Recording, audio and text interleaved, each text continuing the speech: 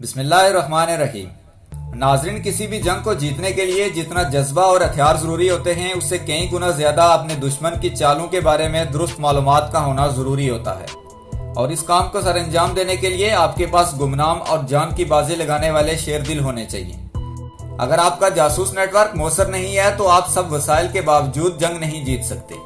آج ہم بھی آپ کو سلطنت عثمانیہ کے اس گمنام عظیم ہیرو کی داستان سنائیں گے جس نے سلطنت عثمانیہ سے بغداد کو اس وقت ٹوٹنے سے بچایا جب سلطنت بیرونی سازشوں اور اندرونی غداروں کی وجہ سے انتہائی کمزور ہو چکی تھی۔ اس مسلم ہیرو کا نام اسکوپلو علی تھا۔ یہ سلطنت عثمانیہ کے جاسوس نیٹ ورک کے لیے اعلیٰ عہدے پہ کام کرتا تھا۔ اس نے اپنے چند سپاہیوں کے ساتھ مل کر برطانیہ اور اس کے حامیوں کی ایک بڑی فوج جو بغداد فتح کرنے جا رہی تھی اس کو بغداد سے پہلے کوت شہر میں ایسے جکڑ کر رکھ دیا کہ وہ آگے جانے کے بجائے وہیں سے صلح صفائی کر کے چلتے بنے۔ اس عظیم ہیرو پر ترکی نے ایک ارطغرل الغازی اور عثمان غازی طرز کی سیریز مہمت قط العمار اور مہمت قط الظفر کے نام سے بنائی ہے، جس کی مکمل 60 ایپیسوڈ ہیں، جن کا اردو سب ٹائٹل کا لنک ڈسکرپشن میں کاپی پیسٹ کر رہا ہوں۔ آپ میں سے جو بھی دیکھنا چاہیں وہ اس لنک سے دیکھ سکتے ہیں۔ یہ سیریز بھی مہمت بوزداغ نے لکھی ہے۔ اب چلتے ہیں اس عظیم مسلم ہیرو اسکوپلو علی کی طرف۔ ناظرین، یہ واقعہ پہلی جنگ عظیم کے دورانیے کا ہے جو 28 جولائی 1914 سے لے کر 11 نومبر 1918 تک لڑی گئی۔ اس جنگ میں ایک طرف روس، برطانیہ، فرانس، اٹلی اور امریکہ تھے اور دوسری طرف آسٹریا، جرمنی، بلغاریہ اور سلطنت عثمانیہ تھی۔ یہ جنگ اتنی طویل اور سخت تھی جس میں ایک اندازے کے مطابق 1 کروڑ فوجی ہلاک ہوئے اور 2 کروڑ سے زائد فوجی زخمی ہوئے تھے۔ اس جنگ کا سب سے بڑا نقصان سلطنت عثمانیہ کو ہوا تھا۔ اگر ہم آسان لفظوں میں کہیں تو اسلامی دنیا کو اس جنگ میں ناقابل تلافی نقصان ہوا تھا، اور یہ سب کا سب اندرونی غداروں کی وجہ سے ہوا تھا، جن میں سر فہرست عرب ممالک تھے۔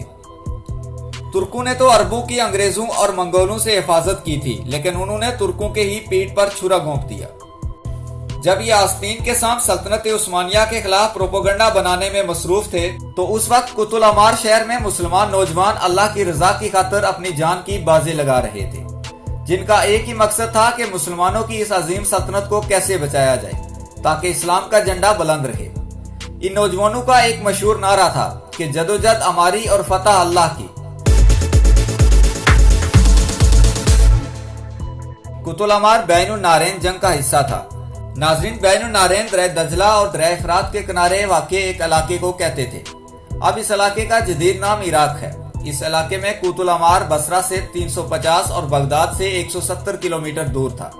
یہ ایک چھوٹا سا قصبہ تھا جس کی کل آبادی اس وقت 6500 کے لگ بھگ تھی۔ 3 نومبر 1915 کو برطانیہ کی 40,000 فوج قط العمار میں داخل ہو گئی، جس کی توقع سلطنت عثمانیہ کی فوج کو ذرا برابر بھی نہیں تھی۔ اس فوج کے داخل ہونے سے پہلے اسکوپلو علی نے یہ پیغام اپنی جاسوسی کے ذریعے حاصل کر کے اپنی فوج کو بھیجا، لیکن انہوں نے اس کی بات پر زیادہ توجہ نہ دی اور دوسری طرف برطانیہ کی فوج کا انتظار کرتے رہے۔ جب برطانوی فوج نے قط العمار شہر کا کنٹرول حاصل کیا تو ان کی اگلی منزل بغداد تھی۔ اس وقت سلطنت عثمانیہ نے نور الدین پاشا کی قیادت میں 20,000 فوج کی مدد سے کوت شہر کا محاصرہ کر لیا۔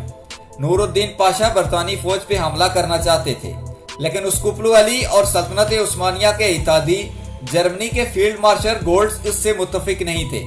ان کا ماننا تھا کہ ابھی برطانوی فوج کے پاس ہتھیار اور کھانے پینے کی اشیاء بڑی مقدار میں موجود ہیں، ابھی حملہ کرنا مناسب نہیں، لیکن نور الدین پاشا نے جذباتی ہو کر حملہ کر دیا۔ نتیجہ وہی نکلا جس کا گولڈز کو ڈر تھا۔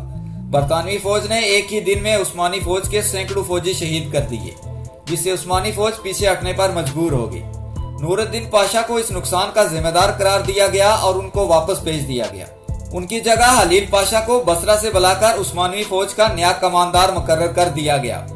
کوت شہر میں برطانوی فوج کے سربراہ جنرل ٹاؤشنٹ اور کماندار نکسن تھا۔ برطانوی فوج نے محاصرہ دیکھنے کے بعد کماندار نکسن کی قیادت میں قط العمار شہر کے ارد گرد ایک گہری کھائی کھودی اور اس کے آگے ڈیفنس بار بھی نصب کر دی، لیکن پھر بھی چھوٹی چھوٹی جھڑپیں جاری رہی۔ حلیل پاشا نے چارج سنبھالتے ہی اپنے جاسوسی نیٹ ورک کو ایکٹیو کیا، جس کو اس وقت تشکیلات مخصوصہ کا نام دیا گیا۔ علی اسکوپلو اس کا سربراہ تھا، اور پھر شروع ہوئی اصل جنگ جو شہر کے اندر چند سپاہیوں کے ساتھ علی اسکوپلو نے لڑی۔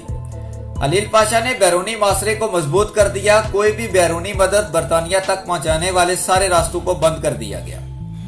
یہ معاشرہ اتنا مضبوط تھا کہ برطانوی فوج کے پاس راشن کی کمی ہو گئی यहाँ तक कि वो अपने घोड़े ज़िबा करके खाने लगे। हलील पाशा ने जनरल टॉशेंट को 3 खतूत लिखे कि आप हथियार डालकर शिकस्त को तस्लीम कर लें, लेकिन जनरल टॉशेंट इतनी बड़ी फौज के साथ हार मानने को तैयार न था।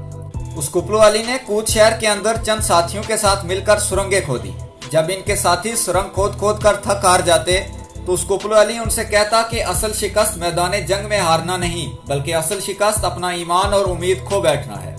इन्हीं सुरंगों के जरिए उसकुप्लू अली ने बरतानी फौज को नुकसान पहुंचाना शुरू कर दिया। कभी उनके सिपाहियों के नीचे से जमीन फटती और कभी उनके खुराक के गोदामों में आग लग जाती। सहरा की गर्मी की वजह से बरतानी फौज बीमार पड़ने लगी और बाहर से इमदाद का कोई वसीला भी न था। एक रात जनरल टॉशेंट ने अपनी फौज को दरिया के रास्ते निकालना चाहा, लेकिन उसकुप्लू अली ने तमाम किश्तियां और उस पुल को जो वो रातों रात तामीर कर रहे थे आग लगा दी। आखिरकार जनरल टॉशेंट ने हलील पाशा के साथ एक फ्लैग मीटिंग रखी, जिसमें कुछ लेने देने और मासरे को खत्म करने पर बात हुई। जनरल टॉशेंट ऐसी शराइत रख रहा था जिससे उसकी इज्जत बच जाती। हलील पाशा को उसकुप्लू अली पर मुकम्मल यकीन था। उन्होंने शराइत मानने से इनकार कर दिया। इस मीटिंग के फौरन बाद कूद शहर के अंदर यके बाद दिगरे बड़े धमाके हुए। ये धमाके बरतानी फौज के असले के गोदामों में हुए, जो उसकुप्लू अली ने सुरंगों की मदद से किए। इसके बाद बगैर किसी शर्त के जनरल टॉशेंट ने अप्रैल 1916 को अपने 13,309 फौजियों के साथ हथियार डाल दिए और हार तस्लीम करके शहर को उस्मानी फौज के हवाले करने पर राजी हो गया। बरतानी फौज का असला उस्मानियों ने 20 लाख पाउंड में खरीद लिया। जब बरतानवी फौज वापस जाने लगी तो हलील पाशा की दरख्वास्त पर एक ग्रुप फोटो बनाया गया, जो आज भी इस्तांबुल के अजायब घर में महफूज है। नाज़रीन, ये उस्मानी फौज के कमांडर हलील पाशा है और ये लेफ्टिनेंट उसकुप्लू अली हैं। नाज़रीन, उसकुप्लू अली के मुतालिक बहुत कम मालूमात किताबों में दर्ज है, क्योंकि ये भी आज ही की तरह के जासूस एजेंसी जैसे ISI, RA, CIA, MI6 के एजेंट्स की तरह तश्कीलात मखसूसा के लिए काम करते थे। और आपको मालूम है कि इन एजेंट्स की मालूमात ढूंढना बड़ा मुश्किल है। हम भी इस इस्लाम के हीरो के बारे में सिर्फ इतनी ही मालूमात इकट्ठी कर सके हैं। ये कहाँ का रहने वाला था और इसकी उम्र क्या थी, ये मालूमात कहीं भी मौजूद नहीं है। नाजरीन, असल हीरोज यही गुमनाम लोग होते हैं जो तशहीर और तमगू के लिए नहीं बल्कि वतन और अल्लाह की रजा की खातिर अपनी जान देते हैं। नाज़रीन, अगर आप जानना चाहते हैं कि मशहूर ज़माना सुल्तान सलाहुद्दीन अय्यूबी के जासूस सिपाहियों के बारे में क्या तासुरात थे, तो यहाँ पर क्लिक करें। अगली वीडियो तक के लिए अल्लाह हाफिज।